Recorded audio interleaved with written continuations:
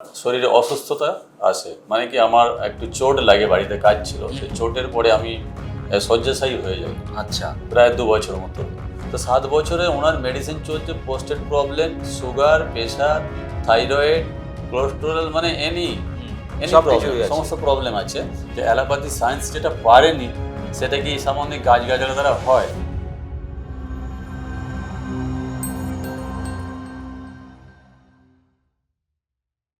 নমস্কার। আমরা অনেক মানুষের ইন্টারভিউ নিচ্ছি এবং জানার চেষ্টা করছি যে নিউট্রিশন পড়াশোনা করার পরে তাদের কি ভবিষ্যৎ এবং তারা কোথায় আজকে দাঁড়িয়ে আছে। আজকে আমরা কথা বলবো তারকেশ্বরের উজ্জ্বল কুমার হাইতের সঙ্গে। তিনি একজন গ্রামীণ চিকিৎসক ছিলেন। তার মানে তিনি এর আগে অলরেডি বিভিন্ন রকম ধরনের চিকিৎসা পদ্ধতিতে মানুষকে সেবা দিতেন। তো সেই উজ্জ্বলবাবু আজকে এখানে নিউট্রিশন পড়ার পরে তিনি একজন প্রতিষ্ঠিত নিউট্রিশনিস্ট এবং তিনি সেই কাজটাকে আরও সুন্দরভাবে করছেন। মানে বুঝতে পারছেন, যারা কিনা গ্রামীণ বিভিন্ন রকম ধরনের চিকিৎসা স্বাস্থ্যের সঙ্গে যুক্ত আছেন, রাতে বিরেতে তারা বিভিন্ন রকম পরিষেবা দেন, তাদের কাছে যদি এরকম একটা নিউট্রিশন এডুকেশান তাদের ঝুলিতে চলে আসে, তাহলে তারা কিন্তু একটা দারুণ পরিষেবা দিতে পারেন। চলুন আজকে আমরা কথা বলি উজ্জ্বলবাবুর সঙ্গে। উজ্জ্বলবাবু নমস্কার। নমস্কার স্যার। উজ্জ্বলবাবু, প্রথম আমার প্রশ্ন যে আপনি তো গ্রামীণ চিকিৎসক হিসেবে চিকিৎসা দিচ্ছিলেন, মোটামুটি ওখান থেকে ইনকাম আপনার হচ্ছিল। তো এই যে ফিওনা একাডেমিতে পড়াশুনো করা, নতুন করে আবার ছাত্র সাজা, আবার প্র্যাকটিস করা, কেন? সেটার কি দরকার ছিল? তো দরকার ছিল স্যার, প্রথমত যেটা হচ্ছে আমি তো গ্রামীণ চিকিৎসক 22-23 বছর ছিলাম, প্র্যাকটিস করতাম, সবই ঠিকই ছিল। তো এই চিকিৎসা করতে করতে হঠাৎ আমার শরীরে অসুস্থতা আসে, মানে কি আমার একটু চোট লাগে, বাড়িতে কাজ ছিল, সেই চোটের পরে আমি শয্যাশায়ী হয়ে যাই। আচ্ছা। প্রায় 2 বছর মতো। তো আমি যেহেতু অ্যালোপ্যাথি প্র্যাকটিস করি, সেখানে মেডিসিন খাচ্ছি বা ডক্টর দেখাচ্ছি, সেখানে নিউরোলজিস্ট থেকে শুরু করে অর্থোপেডিক্স দেখালাম। দেখানোর পরে সেখানে ঘটনা হচ্ছে আমার চেঞ্জ হয়নি।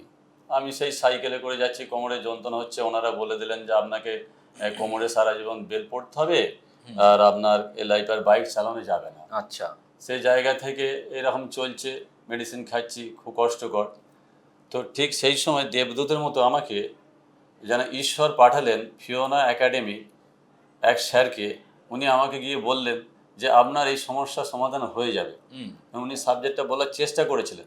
আমি দেখলাম যে আমি যে অ্যালোপ্যাথি সায়েন্সে আছি, যে অ্যালোপ্যাথি সায়েন্স যেটা পারেনি সেটা কি সামান্য গাছগাছড়া দ্বারা হয়, আমি স্যার অ্যাভয়েড করে গিয়েছি। সেটাই, ওটা তো ভরসা করা যায় না। তার কারণ এলোপ্যাথি এত বড় বিজ্ঞান, এত তাদের রিসার্চ ওয়ার্ক, এত তাদের মহান ব্যক্তিত্ব সব দ্বারা যুক্ত আছে। একদম তারা যেটা করতে পারছে না, শুধুমাত্র খাবার পরিবর্তন কি করে ঠিক করতে পারে? সেইটাই। হ্যাঁ। তো সেই জায়গা থেকে আমি স্যার কি করবো, আবার উনি আমাকে বোঝানোর চেষ্টা করলেন যে উনি জানেন যে উনি আমাকে এখান থেকে সম্পূর্ণ সুস্থ করে দেবেন, কিন্তু আমি জানি কি যে না, হবে না। তো উনি আমার পিছনে স্যার লেগেছিলেন প্রায় 1 থেকে 1.5 বছর পরে। তারপর আমি সিদ্ধান্ত নিলাম, উনি আমার বাড়িতে একবার রাত্রি 10টার সময় এলেন। তো আমাকে বললেন যে এখানে একটা একাডেমি আছে, সেই মাধ্যমে আপনি পড়াশোনা করতে পারেন। তো আমি পড়াশোনাটা নিয়ে আলোচনা করলেন। উনি বললেন যে আপনি পড়াশোনাটা করুন, কোনো সুপারফুড খাওয়ার দরকার নেই, আপনি সুস্থ হয়ে যাবেন। তো আমি স্যার তখন ওই পড়াশোনাটাতে আমি এন্ট্রি হলাম, আচ্ছা। মানে নিউট্রিশন কোর্সে জয়েন করলাম।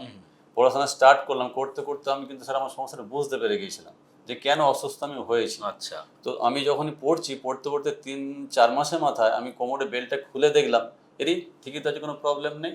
বাহ। তারপরে আবার দেখুন, তার 15 দিন পরে বাইক চালানোর চেষ্টা করলাম, না বাইক চালাচ্ছি, কোনো সমস্যা নেই। যেটা স্যারেরা বলে দিয়েছিলেন যে আপনাকে সারা জীবন বাইক চালানো যাবে না, বাইক চালানো বেল্ট যাবে না। হ্যাঁ। আমি স্যার এখন পার ডে 100 থেকে 150 কিলোমিটার বাইক চালাই, কোনো মেডিসিন আমার লাগে না। বাহ। সেই জায়গা থেকে স্যার আমার বাড়িতে কোনো মেডিসিন অ্যালাউ নেই। আমি স্যার প্যারাসিটামলও পাবেন না। হ্যাঁ। দর্শক বন্ধুরা, একটা জিনিস বুঝতে পারছেন যে আজকে যাদের L4 L5 বা কোমরের প্রবলেম হয়, ডাক্তারবাবুরা বেল্ট পরিয়ে রাখে, তারপরে ওষুধ খেতে হয়, তারপরে পেন কিলার নিতে হয়, তাও মানুষ সুস্থ হতে পারে না। তো সেই জায়গা থেকে আজকে উজ্জ্বলবাবু নিজে একজন গ্রামীণ প্র্যাকটিশনার ছিলেন। নিজের চিকিৎসা কিন্তু এই সামান্য নিউট্রিশন এডুকেশনের মাধ্যমে তিনি কিন্তু তার বেল্ট খুলে ফেলেছেন, বাইক এখন চালাচ্ছেন এবং সম্পূর্ণ সুস্থ, এবং তার সঙ্গে সঙ্গে প্রচুর মানুষকেও এখন সুস্থ করছেন। আচ্ছা উজ্জ্বলবাবু, এই যে আপনি আগে যে চিকিৎসা করতেন, আগেও রাত্রিবেলা দিনে রাতে আপনাকে লোকে ফোন করে ডেকে পাঠাতো, উজ্জ্বলবাবু আমার বাড়িতে আসুন, আমার বাড়িতে বিপদ, আজও আপনাকে ডেকে পাঠায়। তো সেদিনের উজ্জ্বলবাবুর সঙ্গে আজকের উজ্জ্বলবাবু বা আজকে যে পেশেন্টের কাছে আপনি যান, সেখানে গিয়ে তাদেরকে কিভাবে পরিষেবা দিতে পারেন, বা তাদের পরিষেবা দিতে গিয়ে আপনার যে নতুন অভিজ্ঞতা, সেরকম যদি কিছু অভিজ্ঞতা আমাদের শেয়ার করেন। অভিজ্ঞতা স্যার বলতে কি, তোর আগের যে ট্রিটমেন্ট করেছিলাম সেই ট্রিটমেন্টের সঙ্গে এখনকার ট্রিটমেন্ট স্যার সম্পূর্ণ আলাদা। আচ্ছা। এখনকার ট্রিটমেন্টের মধ্যে একটা কনফিডেন্স আছে, ভরসা আছে এবং বিশাল আনন্দ আছে। কারণ এরকম অভিজ্ঞতা দেখুন, হয়তো আমি আমারটা একটু বলি, আমার আজ থেকে 2 বছর 2.5 বছর আগে আমার ওজন ছিল 75 কিলো, বর্তমানে আমার ওজনটা হয়ে গেছে 58 কিলো। এটা দেখে অনেকে আমাকে বিভিন্ন রকম কোশ্চেন করে, প্রশ্ন করে যে ডক্টর হয়ে ডক্টর দেখাও, তোমার এরকম কন্ডিশন কেন? আমি বললাম দেখুন, আমার যখন 75 কেজি ওজন ছিল তখন আমাকে নাদুস নুদুস দেখতে খুব সুন্দর ভালো লাগতো, কিন্তু 10টা প্রবলেম ছিল। 10টা প্রবলেম ছিল। সেই জায়গা থেকে আমি কিন্তু সম্পূর্ণ সুস্থ। তো সেই জায়গা থেকে আমি আমার এনার্জি লেভেলটাকে আমি দেখি ঠিক আছে কিনা, কনফিডেন্স বলি স্যার এই কোশ্চেনটা কিন্তু মার্কেটে আসে। আরেকটা যেটা হচ্ছে, আমি অনেক পেশেন্টকে সুস্থতা দিয়েছি। না, মানুষ সমাজে কি বলুন তো, আমাদের ব্রয়লার মুরগি বা বিভিন্ন খাসি মাংস কিনতে গিয়ে একদম আমাদের চর্বিযুক্ত মাংস খুব ভালো লাগে। সুতরাং মানুষও বুঝে নিয়েছে মানুষের যদি চর্বি থাকে তাহলে তার খুব দাম। মাই ডিয়ার ফ্রেন্ড, মানুষের চর্বি থাকার কোনো দাম নেই, কারণ আমরা মাংস বিক্রি করি না, আমাদের শরীরে লাগবে এনার্জি। সুতরাং রোগা থাকাটাই হচ্ছে সুস্থ থাকার সব থেকে বড় লক্ষণ। একদম একদম একদম। তো রিসেন্টলি একটা পেশেন্টের কাছে মানে কীরকম দেখুন, আমি কেন অ্যালোপ্যাথি থেকে আরও বেরিয়ে এলাম। তো পেশেন্টটা দীর্ঘ 7 বছর অসুস্থ। আচ্ছা। আমাকে একদিন ফোন করে জানলেন স্যার আসবেন, আমি যাব। তো 7 বছরে ওনার মেডিসিন চলছে, posted problem, sugar, pressure, thyroid, cholesterol, মানে এনি প্রবলেম, সমস্ত প্রবলেম আছে। এবং দীর্ঘ 7 মাস তো উনি মানে এত তার ওনার শরীরে যন্ত্রণা, সেই যন্ত্রণাটা কিন্তু কিওর হয়নি, অথচ মেডিসিন চলছে।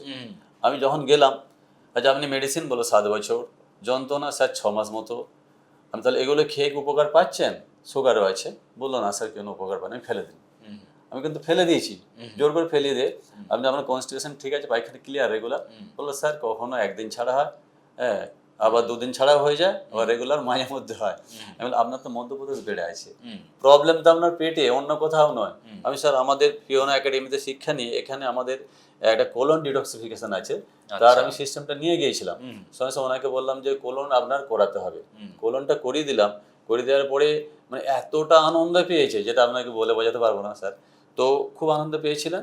তারপরে 7 বছরের প্রবলেম অপারেশন ছাড়া শুধুমাত্র একটা ডিটক্সিফিকেশন করেই উনি বলছেন আমার খুব আরাম হয়েছে। একদম একদম। বাহ। তো যখনই ওই আরাম হলো, তারপর আমি স্যার কিছু আমাদের যে এই সুপার ফুড নিয়ে যে আমি ফিওনা একাডেমির মধ্যে আছি, এখান থেকে কিছু সুপার ফুড আমি মানুষকে দিই। তুলসী একটা 7 তুলসী ড্রপ নিয়ে গিয়েছিলাম, ওটা একটু খাইয়ে দিয়েছিলাম। তার সঙ্গে ওনাকে পরে বললাম যে গরম জলে আপনি 2টো প্যাকেট ডুবি আধ ঘন্টা বসে থাকুন। তারপরে আমি একটা নিজের সাপ্লিমেন্ট পকেটে সেটাকে দিয়েছিলাম যে খেয়ে নিন। তারপরে গ্রিন জুস আছে খাইয়েছিলাম। তো খাওয়ানোর পরে চলে এলাম। পরের দিনে ওনার মেয়ে এমএ পড়ছে, আমাকে ফোন করলো। আমি বললাম যে কেমন আছেন বাবা? বলছে বাবা এই 7 মাস পরে প্রথম ঘুমিয়েছে আজকে রাত্রিতে। আচ্ছা, বাহ। ঠিক আছে, বলছি প্রথম আজ রাত্রিতে ঘুমিয়েছে। সুতরাং দর্শক বন্ধুরা, একটা জিনিস আমরা বারবার কিন্তু জানতে পারছি, বুঝতে পারছি, যেগুলোকে আমরা ভয়ঙ্কর রোগ হিসেবে চিহ্নিত করেছি, আমাদের সমাজ আমাদের চিহ্নিত করার শিখিয়েছে, সেগুলো কিন্তু খুব ভয়ঙ্কর রোগ নয়, খুব সাধারণ প্রবলেম। সেগুলো খুব সাধারণভাবেই সেরে যেতে পারে যদি আপনি জানেন।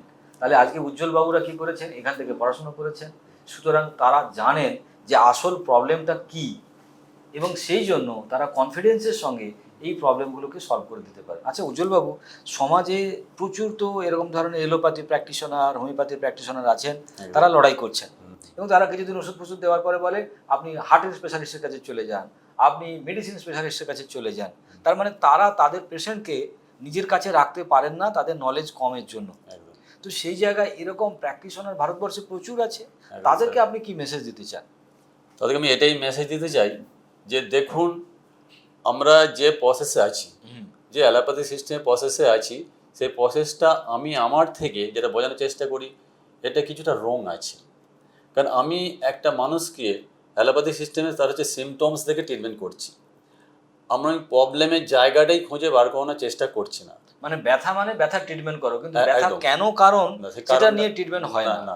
তার ফলে ব্যথাটা কন্টিনিউ চলতে থাকে, যদি ওষুধ বন্ধ হয় ব্যথা বেরিয়ে পড়ে একবার। তো সেই জায়গায় আমি বললাম এদিন একটা স্যারকে প্র্যাকটিস করে, আচ্ছা হাঁটুর যন্ত্রণা তো হচ্ছে, আপনি হাঁটুর যন্ত্রণার জন্য মেডিসিনটা দিচ্ছেন, তাহলে মেডিসিনটা মুখে খাচ্ছে, খাওয়ার পরে মেডিসিনটা ব্লাডের মধ্যে মিশে যাচ্ছে। তো ব্লাডের মধ্যে মিশছে, এমন কিছু সিস্টেম করা নেই যে ডাইরেক্ট গিয়ে হাঁটুতেই কিন্তু ওষুধটা যাচ্ছে, একদম। তাহলে হোল বডিতে চালিয়ে যাচ্ছে না। তাহলে হাঁটুতে যেমন সে কাজ করতে যাচ্ছে, তার সঙ্গে সঙ্গে হার্টটাকে, কিডনিটাকে, লিভারটাকে তো ক্ষতি করছে। বললো হ্যাঁ সে তো করছে। তাহলে ওখানে দিচ্ছি ঠিকই, মানুষটাকে আলটিমেট আমরা ক্ষতি করে দিচ্ছি। তার মানে হাঁটুর ব্যথা কমাতে গিয়ে আমরা কি করছি, আরো 4টে অর্গানের সমস্যাকে আমরা ডেকে নিয়ে আসছি।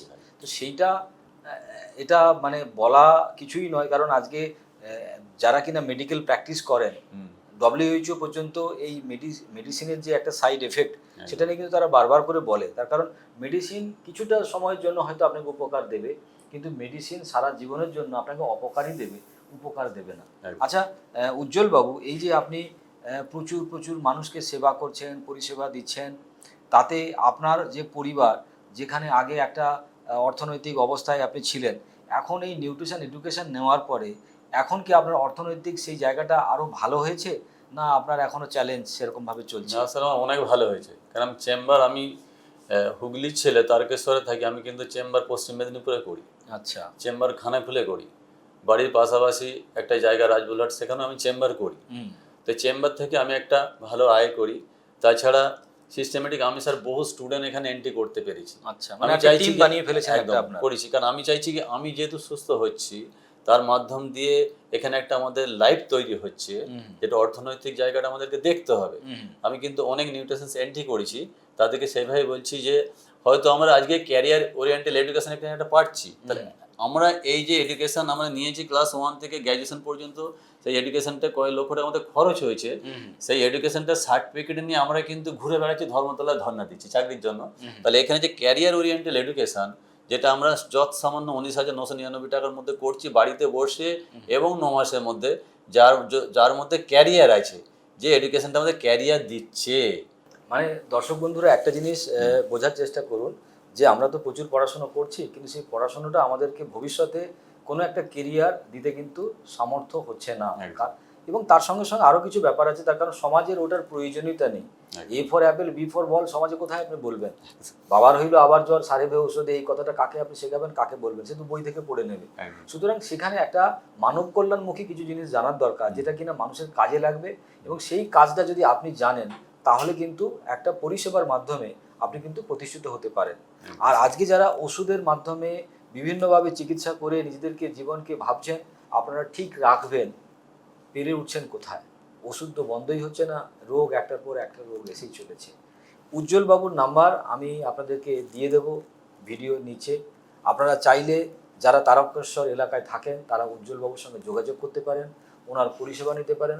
শুধু উজ্জ্বলবাবু তারকেশ্বরেই চেম্বার করেন তা নয়, অনেক জায়গায় চেম্বার করেন। এবং আরেকটা যেটা বড় ব্যাপার, উজ্জ্বলবাবু যেটা বললো, যে আমরা যদি কেউ মাস্টারমশাই হই, আমরা মাস্টারমশাই নিয়োগ করতে পারি না। আমরা যদি ডাক্তার হই, আমরা ডাক্তার নিয়োগ করতে পারি না। আজকে ফিওনা একাডেমিতে আমি আমার নিউট্রিশনিস্ট টিমকে নিয়োগ করে একটা দল তৈরি করতে পারি।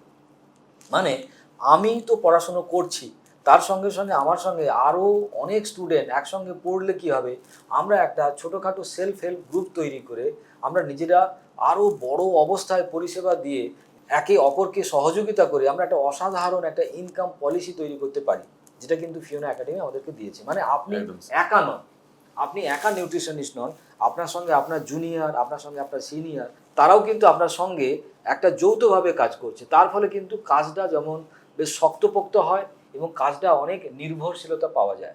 সো উজ্জ্বলবাবু, আজকে আপনি আমার অতিথি। আমি আপনাকে একটা ছোট্ট উপহার দিতে চাই আমার তরফ থেকে, দ্য লাস্ট ডক্টর, আমারই লেখা বই।